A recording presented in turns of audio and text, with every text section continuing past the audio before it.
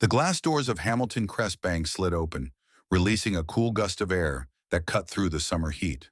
The scent of freshly brewed coffee mixed with the faint polish of leather furniture, creating an atmosphere of quiet efficiency. Elliot Carter stepped inside, adjusting his blazer. He wasn't nervous. He had walked into enough boardrooms, signed enough deals, built enough from the ground up to know he belonged in any room. He just needed them to see it. His meeting was set for 11 a.m. sharp, and he had no reason to expect anything but professionalism. The bank's interior exuded power and wealth, sleek mahogany desks, towering glass partitions, and just enough gold accents to remind visitors that money didn't just pass through here, it lived here. A woman at the front desk, her dark hair pinned into a neat bun, glanced up from her monitor. Her nameplate read Allison Grant. "Welcome to Hamilton Crest Bank. Do you have an appointment?" "Elliot Carter," he said, placing his leather portfolio on the counter. "I have a meeting with Linda Prescott at 11. Allison tapped at her keyboard, barely glancing up. "You're on the schedule. Have a seat. She'll be with you soon." Elliot nodded and turned toward the seating area, choosing a chair by the floor-to-ceiling windows. Sunlight stretched across the polished floors in crisp, clean lines. Near the teller stations, a group of professionals in tailored suits stood chatting about market shifts and investments. The kind of conversation that only happened between people who belonged. He checked his watch. 10 a.m., early as always. The minutes passed. 11:05, 11:15. He let it go at first. Delays happened. 11:20, 11:30. A man in a gray suit, mid-30s confident, checked in with Allison. Within minutes, a banker escorted him past the frosted glass doors leading to the executive offices. Then a woman in a cream-colored blazer arrived. She exchanged a few words with Allison, casual, friendly, no appointment from what Elliot could tell, yet moments later she too was ushered inside. His name remained uncalled. He watched, measuring the flow of people. Some entered with ease, handshakes, smiles, the quiet confidence of those who were expected. Others, like him, sat waiting. The difference? They were being called. He wasn't. He checked his watch again. 11:35 a.m. His appointment had been confirmed, twice, and yet he was still sitting in the same chair while at least 6 others had come and gone, disappearing into executive offices. Still, he remained composed. He had seen this before. Subtle barriers, the kind that were always easy to explain away. A scheduling mix-up, an oversight, an innocent mistake, excuses wrapped in politeness. Elliot stood, keeping his expression neutral as he approached the desk again. "Excuse me, has Linda Prescott been notified that I'm waiting?" Allison exhaled like he had interrupted something important, fingers tapping at her keyboard without making eye contact. She knows she's just finishing up with another client. No apology, no urgency, no offer to check. Elliot didn't move. "Do you have an estimate on when she'll be available?" She barely glanced at the screen before shrugging. "It shouldn't be much longer." He exhaled slowly, steadying himself. It wasn't just what she said, it was how she said it. No real effort, no concern. And then, right in front of him, it happened again. A woman in a navy blue dress walked in, phone to her ear, barely pausing as Allison's posture changed instantly. Her tone softened. She smiled. "Good morning, Mrs. Lancaster." The woman gave a polite nod. No waiting, no questions, no soon. Elliot's grip tightened on his briefcase. "So, this is how it works. If you're still watching and enjoying this, drop a like to support me." Elliot exhaled slowly, settling back into his seat. His fingers tapped lightly against the handle of his briefcase as he watched the scene unfold around him. He had been waiting for over 35 minutes. His appointment had been scheduled, confirmed, twice, and yet client after client, some without appointments, were being ushered inside while he remained right here. Across the room, a young man in a navy suit arrived, barely pausing at the front desk before being escorted through the frosted glass doors. A woman in a tailored gray dress followed soon after. No hesitation, no delay. Elliot watched, his jaw tightening. It wasn't just about waiting, it was about being dismissed. It was about the quiet assumption that some people belonged in those offices while others had to wait for permission. He knew this game. The polite brush-offs, the casual oversights, the so sorry for the delay that never actually meant anything. He stood again and walked back to the front desk. Allison barely looked up. "Has Linda Prescott been made aware that I'm still waiting?" She sighed as if he were asking for something unreasonable. "She knows. She's just finishing up with another client." "And how much longer will that be?" She barely glanced at the screen. "It shouldn't be long." That word again. Soon. A delay without a deadline. A promise without commitment. Elliot's patience was thinning. He had sat through plenty of high-stakes negotiations. He had built his company from the ground up. He had stood in rooms full of people who had underestimated him, only to prove them all wrong. But this was different. This wasn't about numbers on a spreadsheet. This wasn't about a business deal. This was about respect. And right now, he was being treated like someone whose time didn't matter. Across the room, he caught a conversation between a young teller and an older man in khakis and a golf polo. Their exchange was light, casual, familiar. "Yeah, I told her to just walk in," the man chuckled. "She doesn't even need an appointment." "You know how it is," the teller grinned. "For Mrs. Lancaster, we always make exceptions." Elliot's grip on his briefcase tightened. So that was it. Rules for some, different rules for others. His mind flashed back to every polite dismissal, every unspoken barrier wrapped in bureaucracy, every moment where he had been expected to accept less while others received more. Because that was just the way things worked. Not today. He stood, not quickly, not aggressively, just decisively. He walked past the front desk, past Allison's suddenly alert expression, past the perfectly polished mahogany desk and the low hum of conversation, straight toward the frosted glass doors. "Sir," Allison started, but he didn't stop. He pushed open the door and stepped inside. A long hallway stretched before him, lined with private offices. Some doors were open, revealing quiet discussions over sleek conference tables. Others were closed, but one thing was immediately clear. Linda Prescott was not in a meeting. She was sitting at her desk, alone, typing on her laptop. She looked up, startled at first. Then her expression shifted, from surprise to irritation. "Mr. Carter," she said, her tone clipped.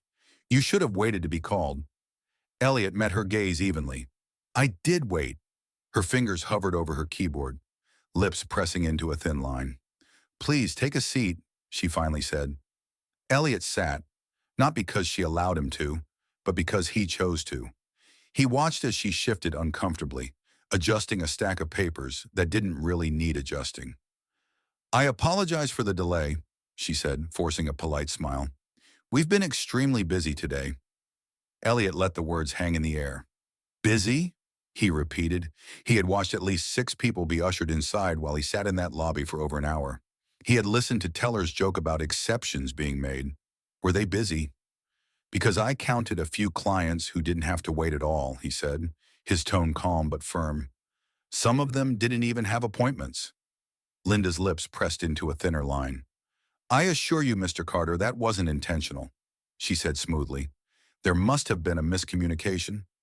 Elliot exhaled slowly, masking his frustration. "Right," he said. "A miscommunication." Linda cleared her throat, clearly eager to move on. She flipped open a folder and scanned its contents. "Now let's discuss your loan application," she said, regaining her polished tone. "I've had a chance to review it, and while your finances are impressive, we do have strict criteria for approvals. Given the current lending climate, I'm afraid we'll need more assurances before we can proceed." The words barely left her mouth before the door swung open. The entire energy in the room shifted. The quiet hum of the hallway was suddenly filled with the sound of voices, low, authoritative, commanding. And just like that, the game had changed. 3 men entered, all in tailored suits, their presence unmistakable. Elliot didn't need to guess who they were. Executives, decision makers, and at the front of them, a familiar face. Richard Langford, Chief Executive Officer of Hamilton Crest Bank. The room went silent. Linda froze. Richard's sharp eyes swept the office before landing on Elliot. Then his face lit up with recognition. "Elliot," he said, breaking into a smile. What the hell are you doing here? Everything stopped. Linda's face lost its color. Elliot stood, shaking Richard's hand firmly. Hey, Richard, he said smoothly. Been a while. It has, Richard replied, clapping him on the shoulder. You still running Carter Strategies? Still growing it, Elliot said. Richard's smile faded slightly as he turned to Linda. How long has Elliot been waiting? Silence. Linda opened her mouth, but no words came out. Elliot didn't answer immediately. He let it sit, let the weight of it settle over her. About an hour and a half, he finally said. Richard's face didn't change much, not in any dramatic way. But Elliot saw it, the way his jaw ticked slightly. Richard looked back at Linda. An hour and a half, he repeated. His tone was deceptively light. You had Elliot Carter waiting for an hour and a half? Linda scrambled for words. There was a scheduling issue. Richard didn't even look at her.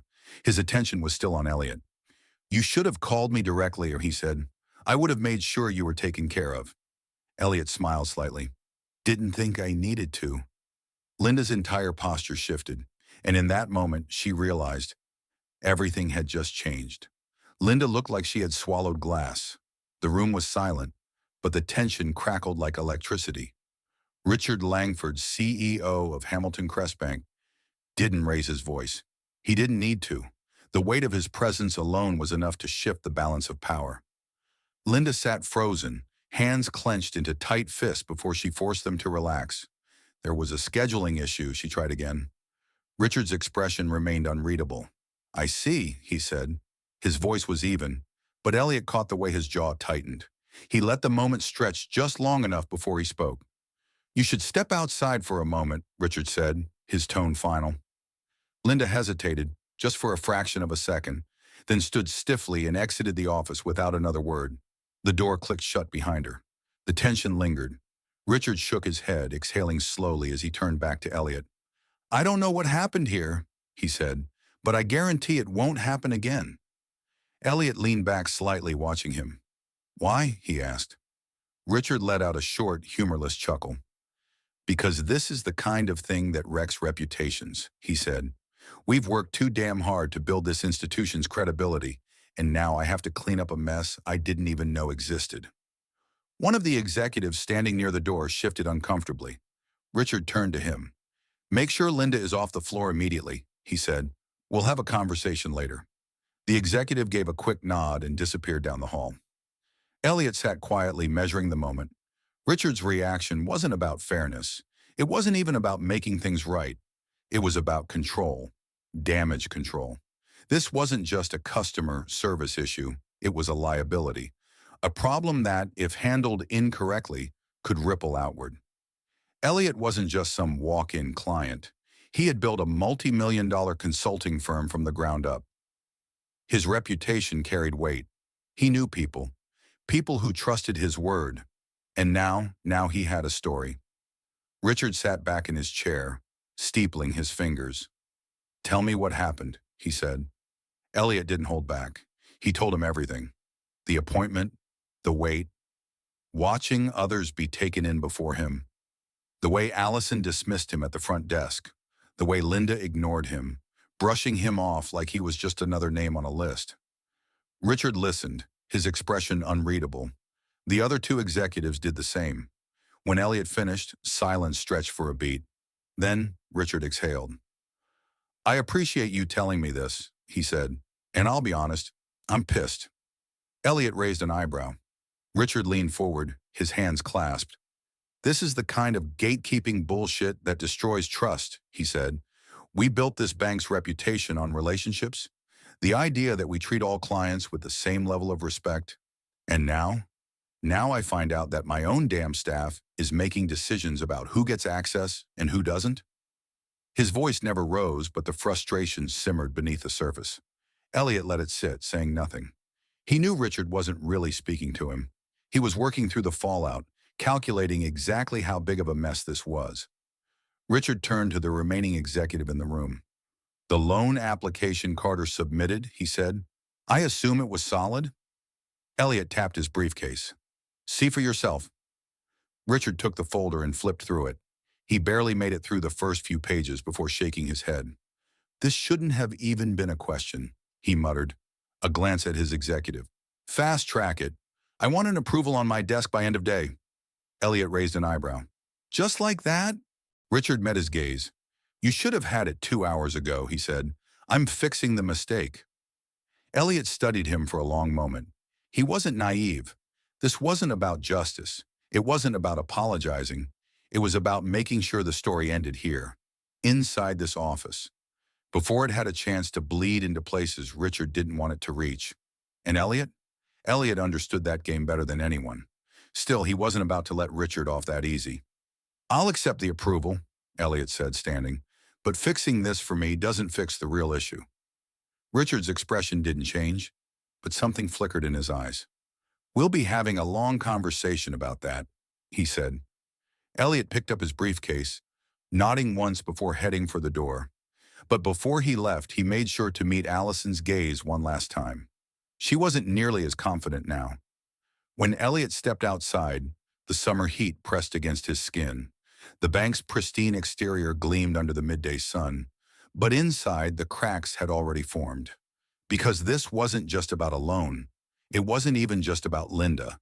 It was about something bigger, something that had played out in 1,000 different ways in 1,000 different places. It wasn't always loud. It wasn't always overt, but it was there. The quiet assumption that some people belonged in those offices while others had to wait. The silent dismissals, the polite rejections, the carefully constructed barriers that could always be explained away. But not today. Today, someone had to face the consequences. And the next time Linda Prescott looked at a name on her appointment list, she'd think twice. Elliot pulled out his phone. A new email notification popped up. Loan approved. He smirked, tucking his phone into his pocket as he walked toward his car. Respect isn't given. It's demanded. And today he got exactly what he came for. Elliot stepped out of the office, feeling the shift in atmosphere ripple through the bank like an undercurrent.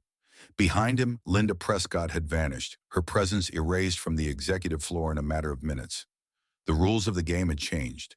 And Richard Langford? He was playing to win. Richard leaned back in his chair, watching Elliot with the sharp, calculating look of a man who ran things. A man who understood the weight of perception. This isn't how we do things here, Richard said, his tone measured. Elliot tilted his head slightly. Seems like it is.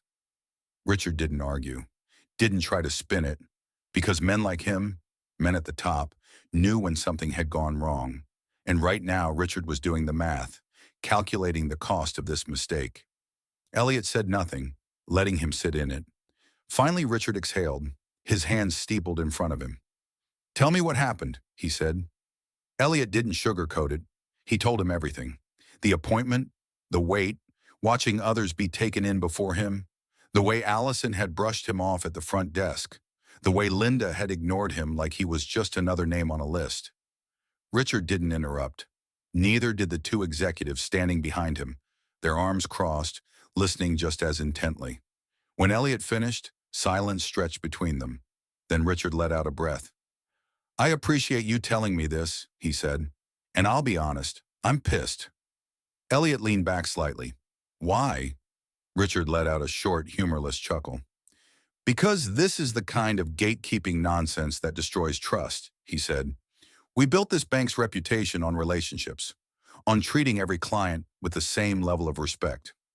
He shook his head. And now I find out that my own damn staff is making decisions about who gets access and who doesn't? Elliot let him talk. This wasn't for his benefit. This was Richard assessing the damage, measuring exactly how deep the cracks ran. Richard turned to one of the executives near the door. The loan application Carter submitted, he said. I assume it was solid? Elliot tapped his briefcase. See for yourself. Richard took the folder and flipped through it. He barely made it past the first few pages before shaking his head. This shouldn't have even been a question, he muttered, a glance at his executive. Fast track it. I want an approval on my desk by end of day. Elliot raised an eyebrow. Just like that? Richard met his gaze. You should have had it 2 hours ago, he said. I'm fixing the mistake. Elliot studied him for a long moment. He wasn't naive. This wasn't about justice. It wasn't about doing the right thing. This was about control, damage control, ensuring that the story ended here, inside this office, before it spread to places Richard didn't want it to reach. And Elliot? He understood that game better than anyone. Still, he wasn't about to let Richard off that easy. "I'll accept the approval," Elliot said, standing, "but fixing this for me doesn't fix the real issue." Richard's expression didn't change, but something flickered in his eyes. "We'll be having a long conversation about that," he said. Elliot nodded once before heading for the door. But before he left, he made sure to meet Allison's gaze one last time. She wasn't nearly as confident now. When Elliot stepped outside, the summer heat pressed against his skin. The bank's pristine exterior gleamed under the midday sun, but inside the cracks had already formed. Because this wasn't just about a loan. It wasn't even just about Linda Prescott. It was about something bigger, something that had played out in 1,000 different ways, in 1,000 different places. It wasn't always loud, it wasn't always overt, but it was there. The quiet assumption that some people belonged in those offices while others had to wait. The silent dismissals, the polite rejections, the carefully constructed barriers that could always be explained away. But not today. Today, someone had to face the consequences. And the next time Linda Prescott looked at a name on her appointment list, she'd think twice. Elliot pulled out his phone. A new email notification popped up. Loan approved.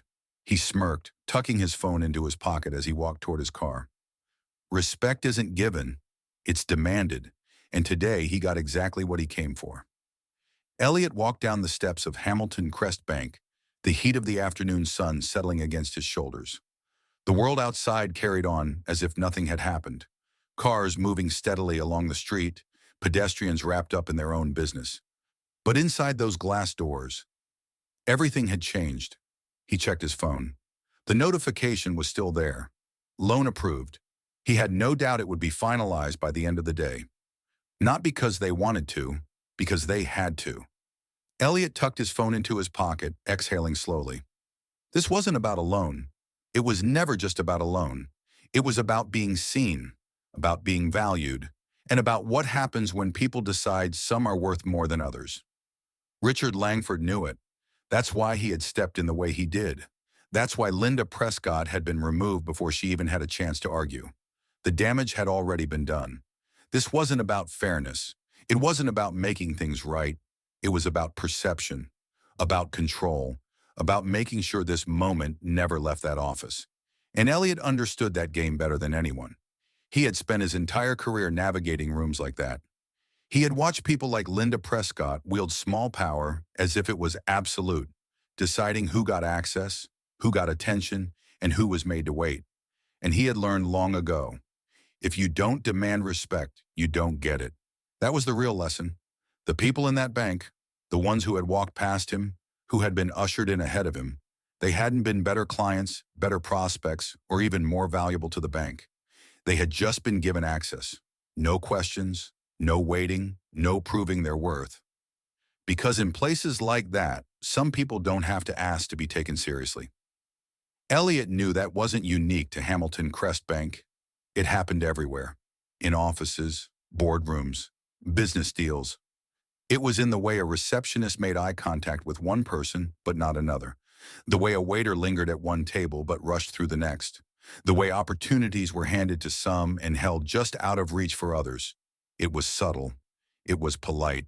It was always deniable. And yet the impact was real.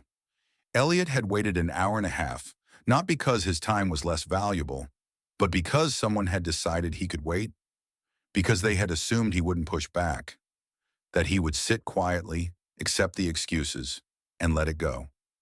But not today. Today, someone had to face the consequences. And next time, they'd think twice. He glanced back at the bank's glass facade one last time. Inside, Richard Langford was already moving on, cleaning up the mess, ensuring his bank's reputation stayed intact. And Linda Prescott, she'd be lucky if she still had a job by Monday, not because of Elliot, because she had made the wrong assumption about the wrong person. Elliot adjusted his blazer, the corner of his mouth lifting in the barest smirk. He didn't need to cause a scene. He didn't need to raise his voice. He had already made his point, and the next time someone tried to decide whether he belonged in the room, they'd remember today. He stepped off the curb and into the street, the hum of the city wrapping around him. Somewhere behind him, inside those polished walls, the lesson was still settling, and that was enough. Respect isn't given, it's demanded. And today, Elliot proved that waiting quietly gets you nowhere. If you've ever been overlooked, underestimated, or made to feel like you didn't belong, remember, your time matters, your presence matters, and your voice, it's more powerful than you think. If this sort of story resonated with you, hit that like button, share it with someone who needs to hear it, and subscribe for more content that challenges the status quo. Because the next time they make you wait, make sure they remember why that was a mistake